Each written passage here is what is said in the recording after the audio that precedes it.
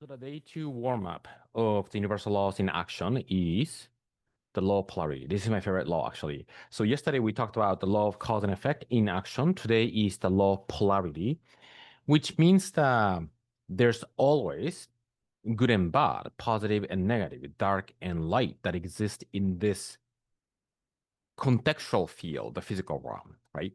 There's not only good, but there's going to be the opposite of it. And in order for us to be able to experience, for instance, happiness, we need to experience the unhappiness in order for us to know and feel how happiness would feel. So many people tends to get caught into sort of negativity, right? The problem that the survival mind stop thriving, feeling the sense of threat. Now, yesterday in the video, I mentioned about why many people tends to focus on the lack, and I just answer that.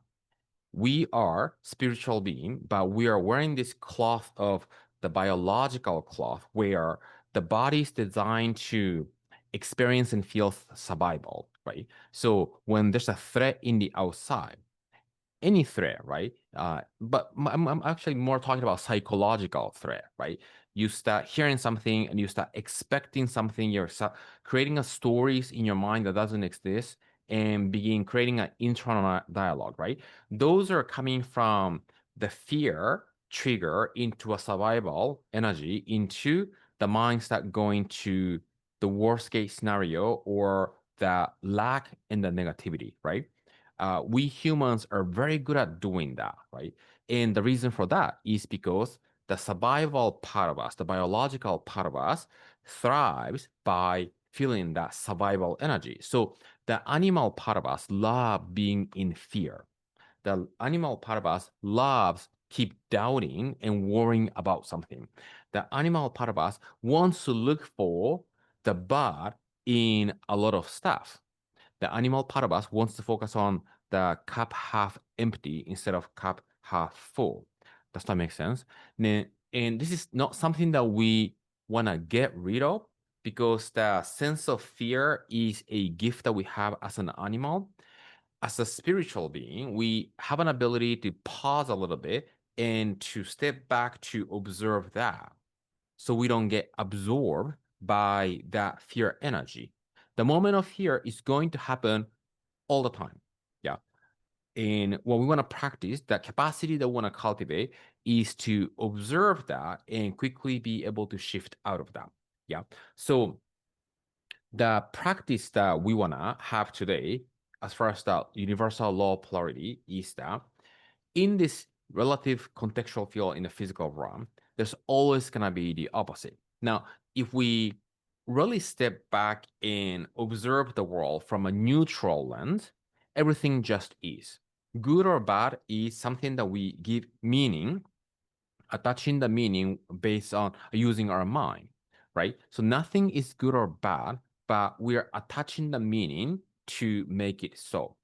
Now, when we have this lack that we experience, right? This is something that the universal law is either in harmony or in disharmony. If you are in a state of abundance, peace, expansion, freedom, you're in harmony with the universal law. That's the essence of how life is.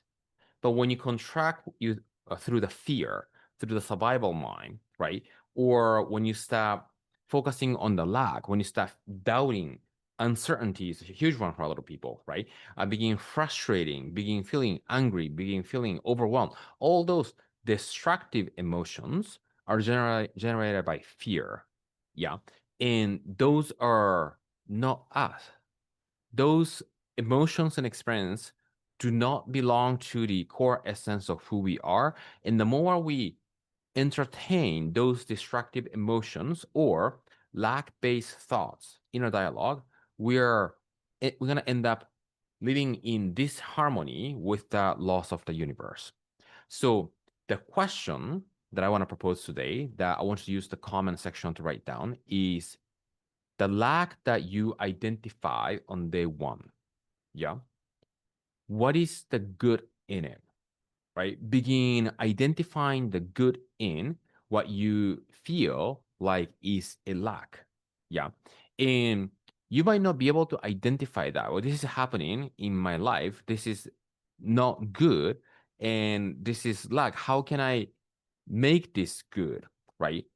In the journey of the soul, you might not be able to recognize right away that this is something that actually is going to serve you along the way until you actually understand how this is happening.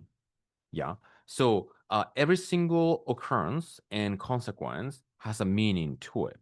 And then we as a human who has free will has an ability to attach a negative meaning, lack-based negative meaning about it, or positive-based abundance, expansive meaning about it.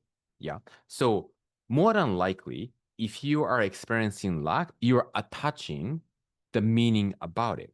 So I want you to practice that thing that you identify on day one. What is good about this? Right? Just keep asking that question. What is good about this thing that I'm experiencing that I have been feeling lack?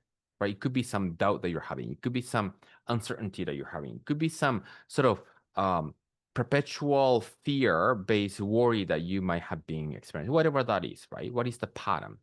So the question is, what is good in it? What is good about this? There's nothing that only bad. There's nothing that is only bad. There's always gonna be a good on the other side of the coin.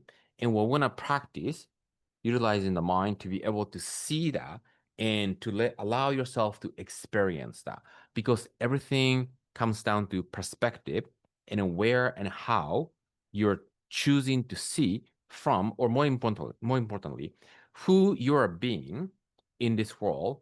And where you're seeing from means that where is your identity, right? What your identity that you're seeing from changes the way you see the lack, and there might be good in it. And what we want to do is to begin explore that and begin training the mind to choosing that perspective.